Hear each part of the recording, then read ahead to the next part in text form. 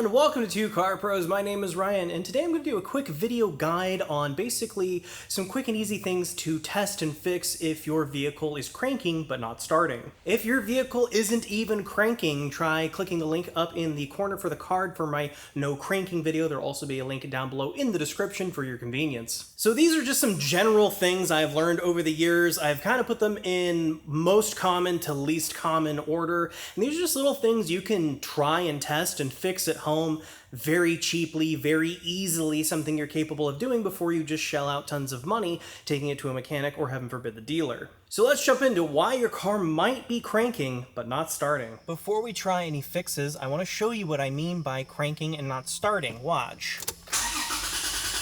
It just cranks and cranks and cranks and cranks, and the engine doesn't fire. That's what I mean by cranking and not starting. So every single fuel-injected engine, which is basically all modern cars, have an intake boot that goes into the intake manifold. So it comes from the airbox into the intake manifold, but in between them has a MAF sensor, or mass airflow. So this detects air going into the engine, and the computer has to see a value going across it that says, hey, there's air going in the engine, because it doesn't want to start if it has an obstruction of some sort.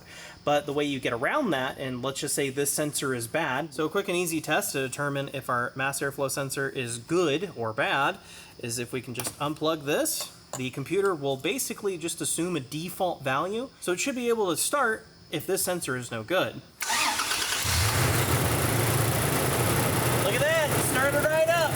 Next thing we're going to do is check for fueling, and I'm not sure if this engine's getting fuel or not, so I'm going to go ahead and supply my own.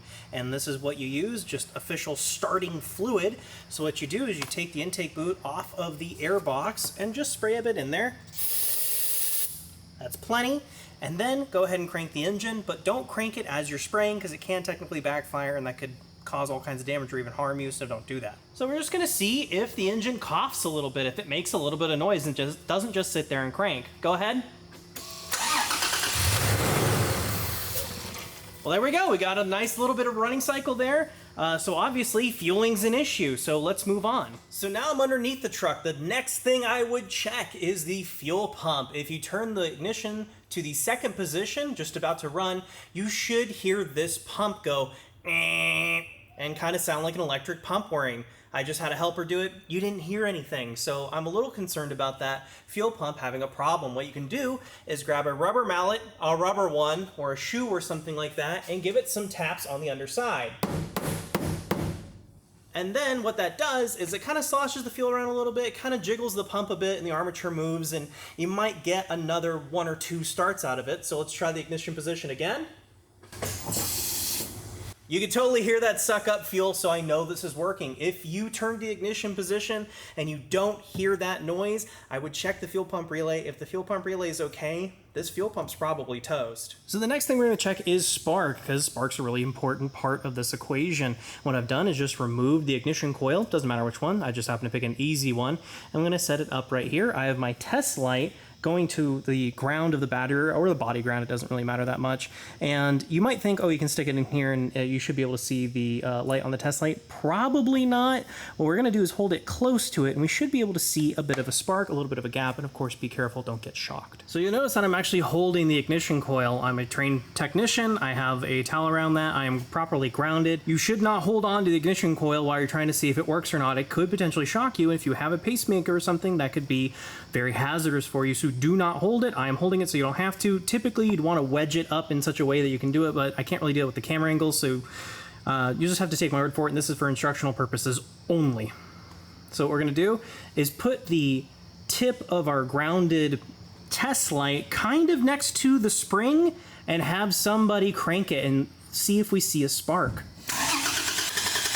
There we go. So we do have a spark. That is not our problem. If you don't have a spark right there, chances are your crankshaft angle sensor is no good, and typically those are fairly easy to replace, so look into that. So the next problem I want to talk about is a security lockout. Here is my security indicator on my pickup truck, and sometimes they're down here in the column.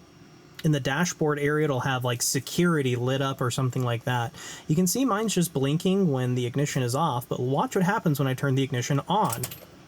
it just lights up solid. This means that the security system is working properly and it turns itself off. If it was just sitting there blinking, just a red light, blinky, blinky, blink with the ignition on, and you try cranking it and nothing happens, well, you're probably security locked out and you have to fix that. And we're gonna have another separate video just for that situation. So sort of the last thing to look for is catastrophic damage. You're listening for something when you're cranking over the engine and it's not starting, that sounds off. It'll sound different than the way it normally starts, and that's gonna vary engine to engine. You know your engine sound probably better than anybody, and what you're listening for is either the engine's cranking too fast, that's indicative of a timing belt or a timing chain breaking, so it's not activating the valve train, so the crank is just spinning, basically doing nothing, or something internally is broken. So let's listen to this one. I think it's gonna crank fast.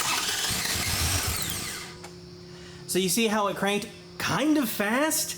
That's pretty indicative that there might be something wrong deep inside of the engine, and in that case, it might be time to take it over to a professional. So there's a quick, easy guide on things that are easy to test and easy to fix, something you could do at home if your vehicle is cranking and cranking and cranking and never actually firing. This is something you could totally do at home, and I hope this guide has helped you out. If you found this video helpful or interesting, please consider giving it a like or even subscribing. It really helps my channel out. Thanks again for watching, and I'll see you next time.